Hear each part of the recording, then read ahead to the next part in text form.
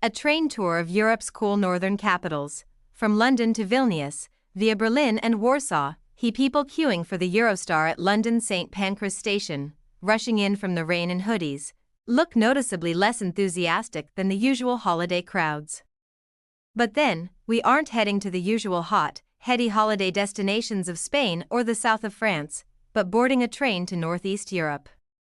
For me, it will be a journey of more than 1,000 miles, via Amsterdam, Berlin and Warsaw to Vilnius, visiting some of the coolest capitals in the north.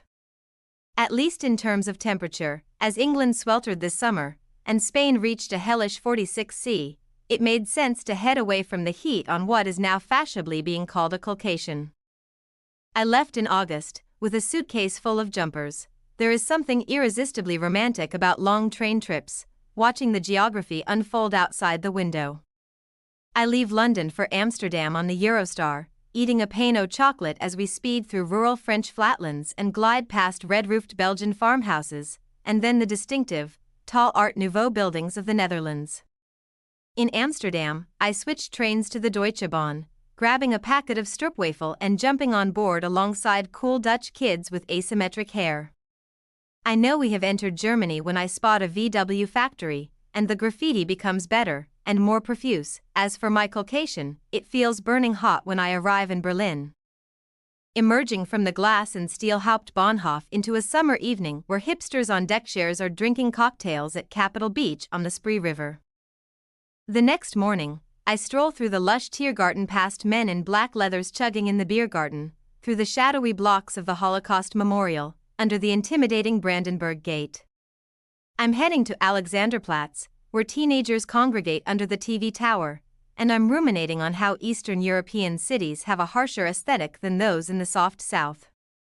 The remnants of the Soviet era echo in the hardness of the culture, in the brutalist architecture I'm passing, and then suddenly as pounding techno surrounds me.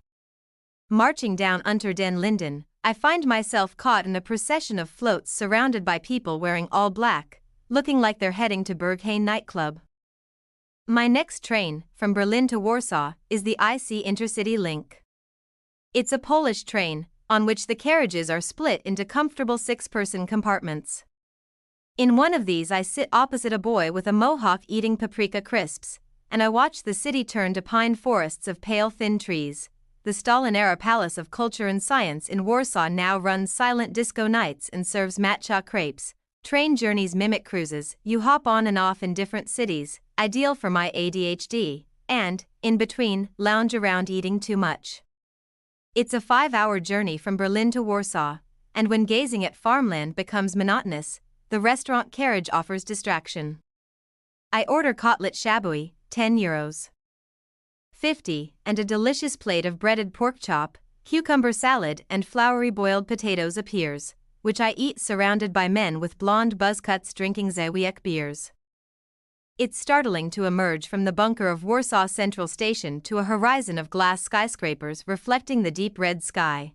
The next day, I discover Warsaw, a captivating juxtaposition of history and modernity. In the old town, I eat pierogi beside Marie Curie's house, then explore cobbled streets with bright rows of colored medieval buildings, which were bombed during the Second World War but have been so faithfully reconstructed they have earned UNESCO status. Their Disneyland-esque quality is only lessened by the artillery pockmarks. Elsewhere, austere Soviet buildings have morphed into hipster cafes with oak counters and earthenware cups. Bar Studio, below the Stalin-era Palace of Culture and Science, now reclaimed as a tourist attraction with an observation deck, runs silent disco nights and serves matcha crepes from a menu decorated ironically with communist-era cartoons.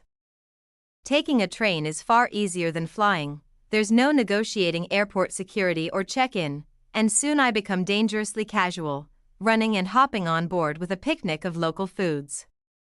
We roll out of Warsaw and I sit munching Kopernik iced gingerbread biscuits as we pass endless farmland, the occasional dilapidated dacha, factories and small towns of identikit modern houses in grids. Today's journey to Vilnius will take 9 hours, so it's a relief when at Makeva, on the Lithuanian border, we are ejected onto a remote platform in a sunny forest. I stand sweltering in 26°C heat, wondering why I packed so many jumpers.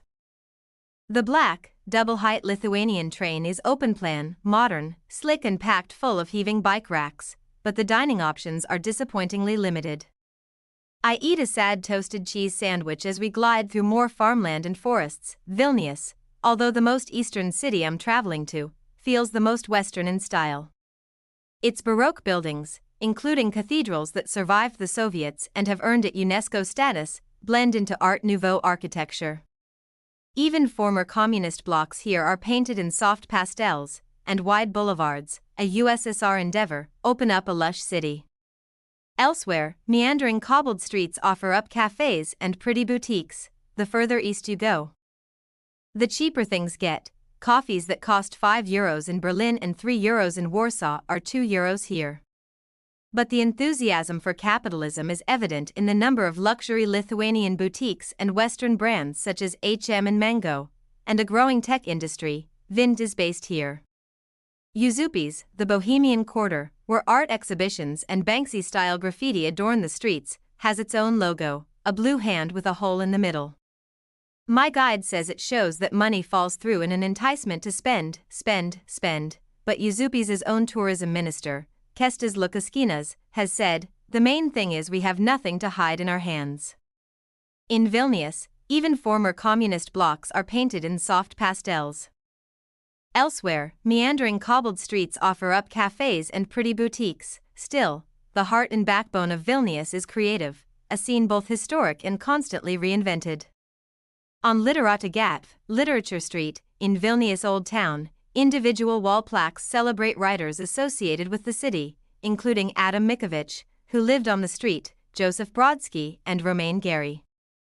The Lithuanian National Opera and Ballet Theatre, where tickets start at a very reasonable £15, is matched as a cultural attraction by Lukask's Prison 2.0, a Soviet jail shut in 2019 and now reinvented as a creative space, with cells turned into studios and stages hosting trendy bands such as Aurora and Fontaines DC.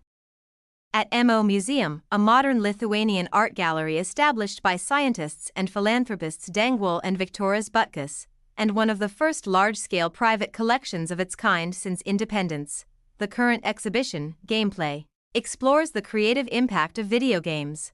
Although I try classic Lithuanian cuisine, cepelinai, stodgy potato dumplings filled with ground meat, and pink soup, borscht with kefir, I'm excited to find a burgeoning Michelin restaurant scene. At Ertlio Namas, a 9-course tasting menu is an affordable €70, with traditional dishes reinterpreted with modern spin: salted-eyed fish with jelly, bread soup with beer-braised beef, and buckwheat babka come as delicious exquisite morsels. Vilnius repeats Soviet motifs now familiar on my journey: brutalist architecture, cool young people in all black and boots, and the compulsory revamped TV tower, where you can climb to the 67th floor and take a horrifyingly scary walk on a handrail-free ledge, attached only by a rope. The journey home feels faster, the West softer, even though the train is delayed by 5 hours, so much for German efficiency.